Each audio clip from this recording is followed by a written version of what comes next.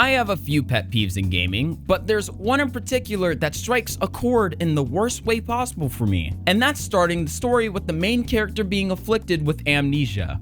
Picture this, you're waiting for a game to finally release, and over the course of the torturous monotony of, well, waiting, you fill in the gaps by learning every tiny detail of the game, ultimately hyping it up as a whole. Every essence that you take in and digest is absolutely amazing. The combat's nice and challenging. The scenery is absolutely breathtaking. The characters are hot. And overall, it's going to change the world. And day by day, as time goes by, the game finally releases. And as soon as you're ready to head in and explore everything this game has to offer, the amazing combat, the beautiful world, the hot characters, the story starts off with your protagonist waking up with absolutely no clue who they are.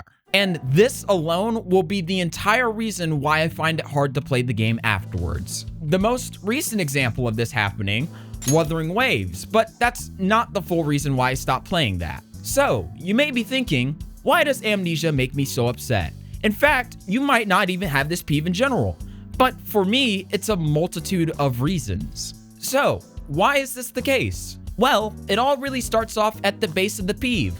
I personally struggle to self-insert.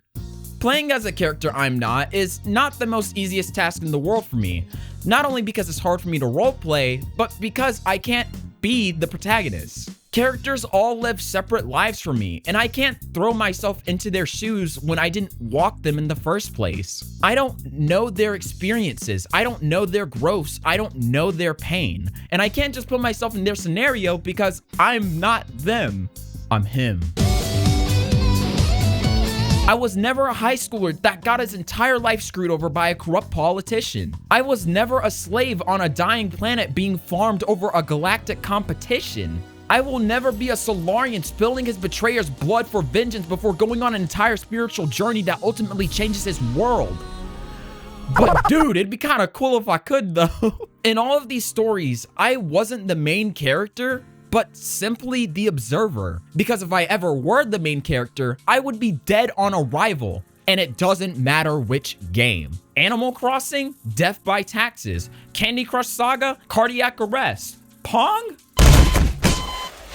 This could in fact be a skill issue, but honestly, it really brings up the question, why are protagonists given amnesia in the first place? And of course, it's because of a variety of reasons. For some, putting the main character in the same knowledge space as the player can make it feel like a shared experience. A common ground that can lead into learning about both yourself and the horrific or otherworldly world you're living inside. This alone can build meaningful characteristics for both the protagonists and their struggles along the way. I know it can be used as an extremely powerful storytelling tool. Do I have any examples from anything that I've personally played gaming-wise? Unfortunately, no. But I am very aware that amnesia can be used in amazingly chaotic ways. For an example, maybe hopping onto different timelines where you're still the same person, but everything about the world you know changes around you. Essentially being reborn with the knowledge of everything that's happened in the previous timeline, but unaware of any events that occurred in the current.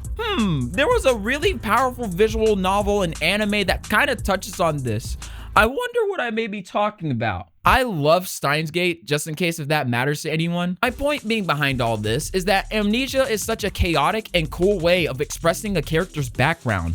Crazily enough, without a background to begin with. So, what's the problem with me hating protagonists with amnesia if they're so good? As much as amnesia writing can be awesome, unfortunately, I've experienced too many that only use it for the reason of self-insertion. Main culprit? Gacha games. You are a doctor, skillful in commanding militia. You are a galactic baseballer, world-saving space knight. You are a god in disguise who is a vital key into everyone else's plans. But you have amnesia. I love the ideas behind all of these things, but the characters themselves lack too much traits that the entire enjoyment of it depends on the people around you. I'm an absolute fool for characterization, and I love having protagonists that stand to serve more than what other roles people have implanted on them. Giving them a deadpan, almost unrelatable personality makes it extremely hard for a person like me to willingly invest time into their adventures. I like seeing personalities clash with one another, and the fact that it almost entirely happens by others rather than the protagonists themselves really makes you feel like an observer of an observer. It sucks, and it makes me feel less implemented into the story by not giving the self-insert character a true identity. And it's not like stories that don't focus on your character's backgrounds are bad. Sometimes their background has no real relevance to the journey they're going to accomplish. Games in the role-playing genre like Skyrim or Fallout maybe, but I just personally yearn for the connections with the protagonists themselves than just a blank slate waiting to be expanded upon. It makes the character's world shine and further supports the reason of me seeing a journey all the way to its end. Not only to see what all the struggles were meant for, but also to learn how the character grows from it. Having small interpersonal connections with their choices and growth is all the things that can make an adventure all that more meaningful. And while Amnesia is an extremely powerful way of conveying narratives, not all stories use it for its capability, but just as an easy way to allow for self-insertion. At the end of the day, this is really just something that I learned over the past week or so, and I just wanted to write about it. Of course, if you like the games that I don't think highly of, that doesn't make the game a bad game. I'm just one guy in the collective that has had enough with this particular pet peeve. I'm very aware of the games that I should and shouldn't play, but that's all the more reason to explain why I think the way I do. Who knows? Hopefully, maybe I'll grow from this so that I can willingly tackle on some of these games for my own. But I can assure you, you're definitely not catching me playing something like this for the rest of this year. But anyways, that's gonna be all for me, guys. If you enjoyed the video, please consider subscribing. But if you didn't, then yeah, that's pretty much it. You are now leaving CyKer's world. See you on your next visit. That was probably my worst outro yet. I also read the wrong version of the script. Oh my god.